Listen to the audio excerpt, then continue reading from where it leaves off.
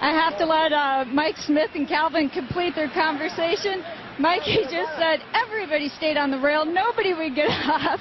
So apparently he didn't get through. Everything went perfectly for you. Tell me about your... She kind of struggled a lot, to tell you the truth. Yeah, she struggled with the ground? Yes, ma'am. You know, I think she's kind of used to that track at Churchill where she just skips along. You know, when I rode in New Orleans, that rain, it got hard. I know she loves a hard track, and she was very struggling at the end there a little bit.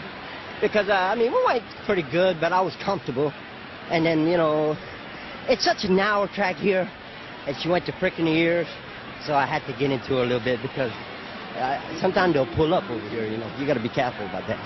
Well, the early fractions, 23, 46, and 3 for the half mile. Do you feel like maybe the first half was a little fast for it? You know, the first quarter was good, but then we picked it up when we headed down the backside, you know. But then we kind of slowed it down back, and I was fine.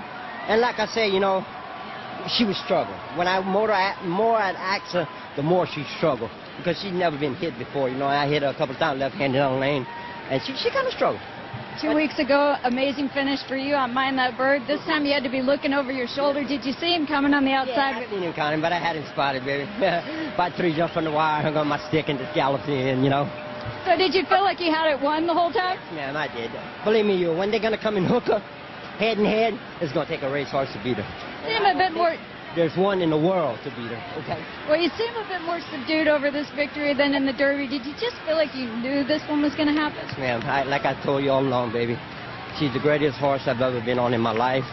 And believe me, bar none, she did not handle the track 110%. And still won? Still won. Now, what about if they decide to run her back in 3 weeks in the Belmont? You've been familiar with that track? What about a mile and a mile and a half for her? I'm not worried about nothing. I'm going to leave that up to Mr. Jackson and Steve, and I just want to thank Mr. Jackson. Thank you. Thank you, everybody in Kentucky, and I love you, Mom and Dad. And thank you for the little boy that got cancer here. We're going to try to help him, okay? Congratulations, Calvin. Let's go to Kenny Rice.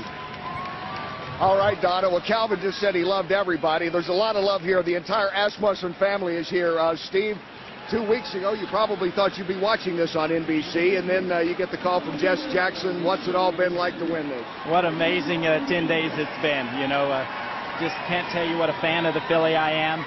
You know, Hal Wiggins, his staff, what a great job that they did with her, and they deserve a ton of credit for it. As this race was unfolding, it looked like the push button, the classic moves that we've seen her in the past. I can't say enough. You know, the second quarter, 23, I just thought that she took it.